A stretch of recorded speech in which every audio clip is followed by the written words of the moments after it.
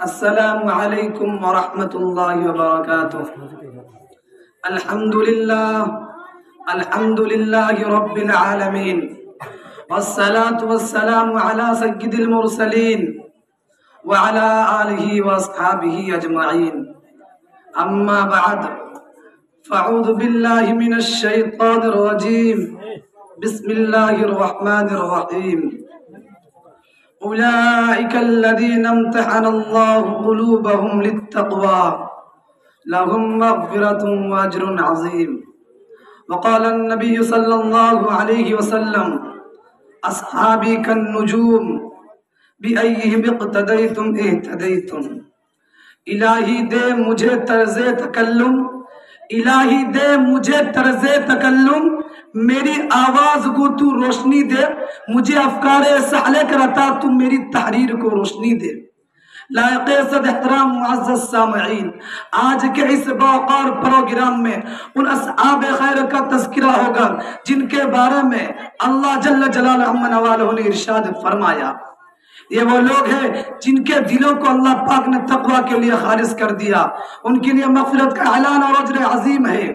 نیز سرور کائنات صلی اللہ علیہ وسلم نے پیاری زبان سے فرمایا، میرے صحابہ ستاروں کے مانند ہے، جس کی بھی اقتدا کرو گے راستہ پا جاؤ گے۔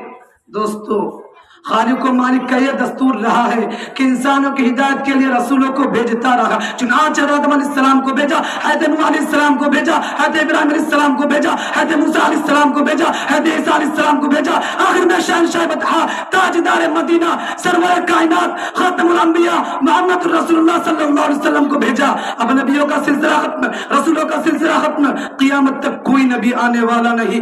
یہ دین آخری دین ہے، یہ شریعت آخری شریعت ہے، یہ مذہب آخری مذہب ہے۔ یہی وجہ ہے کہ اللہ پاک نے آپ صلی اللہ علیہ وسلم کو صحابہ کی اور پاکیزہ مقدس جماعت عطا فرمائی کہ جس نے مذہب اسلام کو زندہ کرنے اور پھیلانے میں تن بندھن کی بازی لگا دی۔ چنانچہ تاریخ شاہد ہے کہ ان سچے جانثاروں نے دین اسلام کی خاطر وہ قربانی پیش کی ہے جس کی نظیر پیش کرنے سے عالم انسانیت تہی دامن اور خالی ہے۔ یہ وہ صحابہ گئے جنہوں نے حکم خداوندی اور پیغام محمدی کو عام کرنے کے لیے گردنیں کٹا دی، عورتوں کو، بیوہ بچوں کو یتیم کر دیا۔ محترم حضرات، صحابہ کرام کی جماعت وہ جماعت ہے جس کو رب کائنات نے درسگاہ نبوت کے لیے منتخب فرمایا، حاضر اعظم صلی اللہ علیہ وسلم کو ان کا معلم بنایا اور کتاب ہدایت قرآن پاک عطا فرمائی۔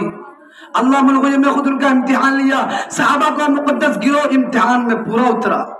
خداوند قدوس نے انعام میں رضی اللہ عنہم ورضوا عنہ کا مزدہ سنایا۔ حقیقت یہ ہے کہ صحابہ کرام دین کے ستون ہیں۔ صحابہ کرام کنتم خیر امتین کے بلا واسطہ مخاطب ہے۔ دوستو، صحابہ پاک باز ہے، ان کے قلوب تقوی و طہارت سے لبریز ہے۔ قرآن پاک میں جا بجا اللہ نے ان کی تعریف کی، قرآن پاک ان کی تعریف میں ردو اللسان ہے۔ کہیں فرمایا اولئک هم المفلحون، کہیں فرمایا اولئک هم الراشدون، کہیں فرمایا اولئک هم الصادقون، کہیں فرمایا اولئک هم الفائزون۔ حدیث پاک میں رسول عربی صلی اللہ علیہ وسلم نے فرمایا، بخاری شریف کی روایت ہے، اگر تم میں سے کوئی شخص وہاں پہاڑ کے برابر سونا خرچ کرے تو صحابہ کرام کی ایک پاؤں کے برابر بھی نہیں۔ اللہ اکبر۔ ملت اسلامیہ کے جیالو، صحابہ واجب الاحترام ہے، ان کا تذکرہ اچھائی کے ساتھ کرنا لازم اور ضروری ہے۔ یہ وہ صحابہ گئے جنہوں نے دین اسلام کے لیے زندگی وقف کر دی تھی، یہ وہ صحابہ گئے جنہوں نے آفتاب ہدایت سے بلا واسطہ نور حاصل کیا تھا، یہ وہ صحابہ گئے جنہوں نے ہمیشہ دنیا پر آخرت کی ترجیح دی، یہ وہ صحابہ گئے جنہوں نے ہمیشہ دنیا پر آخرت کی ترجیح دی، یہ وہ صحابہ گئے جنہوں نے گھر بار چھوڑ کر رضا کو اپنی زندگی بنایا، یہ وہ صحابہ گئے جو مسلمات کا مجسم نمونہ تھے، یہ وہ صحابہ گئے جو سربگف مجاہد تھے، یہ وہ صحابہ گئے جنہوں نے نئی نویلی دلہن کو چھوڑ کر صدائے جہاد پر لبیک کہا، یہ وہ صحابہ گئے جن کی ناش کو فرشتوں نے گسل دیا، یہ وہ صحابہ گئے جو موت سے نہیں بلکہ موت ان سے ڈرتی تھی، یہ وہ صحابہ گئے جن کو سمندروں نے راستہ دیا، یہ وہ صحابہ گئے جن کو شیر نے سواری دی۔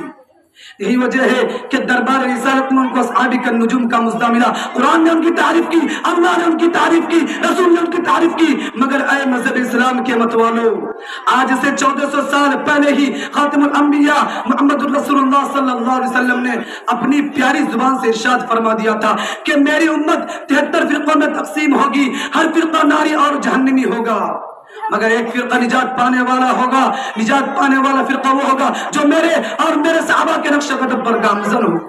دور حاضر کی نگاہ میں دیکھ لیا معاصر انسانیت صلی اللہ علیہ وسلم کی یہ پیشین گوئی حرف بحرف بلا ریب صادق ہوئی. کوئی تقلید کے حد میں جواز کا قائل ہے تو کوئی حضرت انبیاء پر ناپاک حملہ کر رہا ہے تو کوئی حدیث کا منکر ہے تو کوئی قرآن پاک کی تعریف کا قائل ہے تو کوئی رسول خدا صلی اللہ علیہ وسلم کے بارے میں حاضر و ناظر اور مختار کل ہونے کا عقیدہ تراشے ہوئے ہیں تو کوئی ختم نبوت کا منکر ہے. دوستو رونے کا مقام ہے کہ ہمارے ملک ہندوستان میں ایک جماعت اور فرقہ وہ ہے جو صحابہ کرام پر کیچڑ اچھالتا ہے, صحابہ کرام پر کیچڑ اچھالتا ہے, صحابہ کرام کے تقدس کے پامال کر رہا ہے, صحابہ کی سیرت پر ڈاکہ ڈالا جا رہا ہے, لڑیچر تیار ہو رہا ہے, شب و روز محنت جاری ہے. یہ وہ لوگ ہیں جن کا خود ساختہ نام جماعت اسلامی ہے. افسوس صد افسوس صحابہ کے فضائل نظر نہیں آتے, معاصر نظر نہیں آتے. کسی نے سچ کہا ہے آنکھیں اگر ہوں بند ہے, آنکھیں اگر ہوں بند ہے تو پھر دن بھی رات ہے, اس میں بھلا قصور کیا ہے آفتاب کا.